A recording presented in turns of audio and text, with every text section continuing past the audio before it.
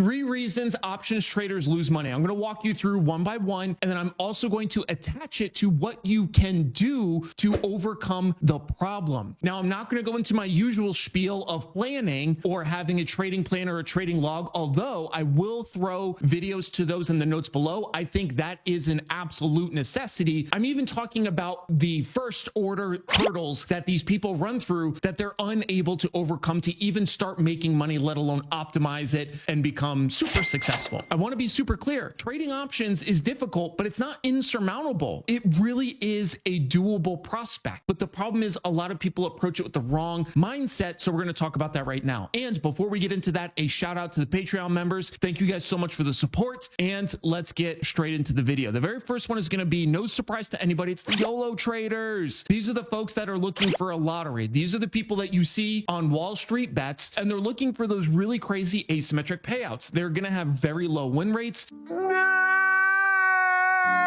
with a high expected payout. This is typically a negatively expectant strategy. It's just as if you were to go to the lottery store or to the gas station and buy lotto tickets. It's the same exact thing. So the problem with this is people want an out. They want the idea or the potential to win, regardless of how small it actually is, but they don't want to put in the effort to build strategies to actually create success. It gives them an out. They have the ability to try to make some money, but they're not putting in any effort. And then if they lose, well, it's no skin off their back. They don't really care because it was just a lotto. They didn't really care. And that creates this really insane cycle where we're literally just throwing money away. I want to be clear. You can actually have asymmetric risk strategies. You can have strategies that have really big payouts, low win rates, but are still positively expectant. It still just requires a little bit of effort to get there. And most people don't want to do that. So this is exactly what we see. Now, when we're thinking about the way we can overcome these lotto trades, like I said, scaling into strategies, again, you can be aggressive, but they have positive expectancy. You're scaling into successful strategies as compared to not even bothering to create a strategy. And then you're wondering why you're just bleeding money. The next one is the Greeks, the evil Greeks, the reasons why everything happens in the markets, right? No, not right. When we're talking about the Greeks, we're talking about delta, gamma, theta, vega, rho, and then even the second order Greeks, well, technically third order Greeks, charm, things like that, Vanna. But when we're talking about the Greeks, it's important to kind of clarify things. The Greeks measure stuff. They don't do anything. So when people say, oh, theta is killing me, oh, whatever's killing me, theta is just a measure of time decay. Time decay is killing you. Now, when we're talking about, though, kind of this idea of the Greeks in and of themselves, there's nothing wrong with them. Theta isn't a problem. Theta is the boogeyman for long options traders, but there's nothing wrong with theta because theta gives you exposure to long gamma, which is actually good. The issue is people don't understand how options work to figure out the correct balance for their dispositions. This is not the Greeks' problem. It's your problem. It's your lack of understanding of how options work. So how do we overcome this? Well, there's a couple things. The first thing is I'm actually going to throw a video in the notes below on an introduction to options that goes through all of the Greeks and how they impact your options, which is a really important concept. But let's talk about a few other things. The first one is I want you to take a look at your strategies and identify how each Greek impacts your strategy. So if you are long an option and you're long gamma, that's part of your strategy's risk profile. If you're long an option, what's happening with theta? What happens with vega? And it's not just going to be whether you're long or short. It's going to depend on other things like what is the delta of your option? How far out in time is your option? Those sorts of things. Do that for all of the Greeks. Once you understand how the changes in the Greeks impact your position or your strategy, the next thing we need to take a look at is what impacts those Greeks. So if we know that we're long gamma, what does that even mean? What happens? What makes gamma move? You've got to be able to answer those questions so that you can actually create strategies that work. Because going back to this, most of the lottos that we see out there are super short days to expiration, far out of the money options. It is no wonder why they don't work. That is an awful structure. Those kinds of trades have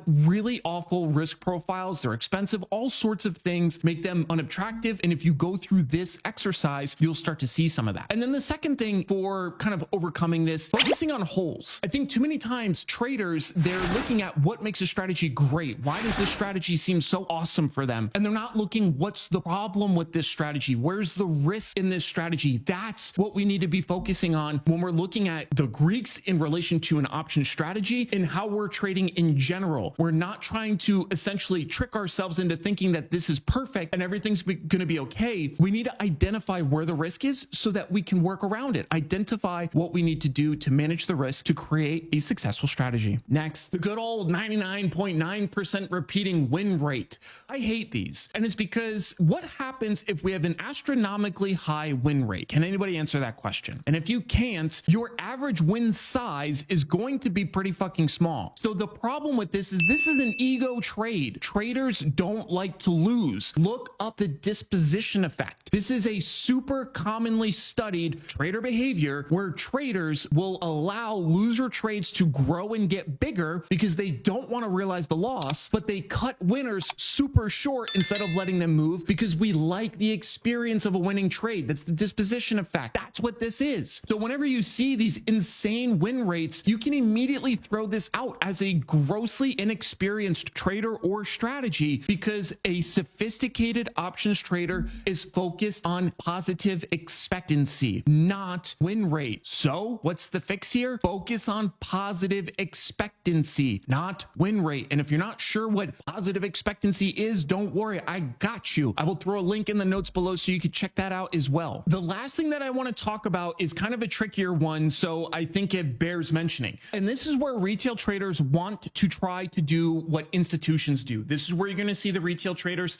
that want to scalp, or they're trying different strategies that they think are successful from the institution side. A couple things. It's a good mindset. Your mind is in the right place because typically we want to try and emulate people or entities that are successful at what we're trying to do. That's good. The problem in this instance is that the worlds between retail trader and institutions are vastly different. That's the tricky part. So I think it's good to absorb some of the approach of institutions, having very clear risk profiles, having well thought out strategies, testing things. All of those sorts of things are great to integrate into a retail trader strategy. The reason why I bring this one up as an addition at the end is because it's really nefarious, because there is a structural gap between the two. You will never have the resources that institutions have. You will never have the commission or cost structure that institutions have. So whenever retail traders are trading, there's a lot of friction, meaning that there's a lot of cost associated, and it's not relegated to just the commissions you see. It's things like bid-ask spread, slippage, so on and so forth. The institution side doesn't deal with a lot of that, or they have ways to circumnavigate it, aka block trades for giant orders. They have specific ways to circumnavigate a lot of that stuff. That's not to say that retail traders don't have any advantages. We actually do have some, but the point being is if you try to emulate exactly what institutions are doing, it's not going to work for you as a retail trader. So that's not the right way to focus your energy. And if you're curious about the differences between the two, you guessed it. I have a video that I will throw in the notes below that talks about the difference between Wall Street and retail traders because it's important to understand that difference. So let me know what I missed. If you liked, please like the video, subscribe, share with some friends, be an outlier. I'll see you guys later.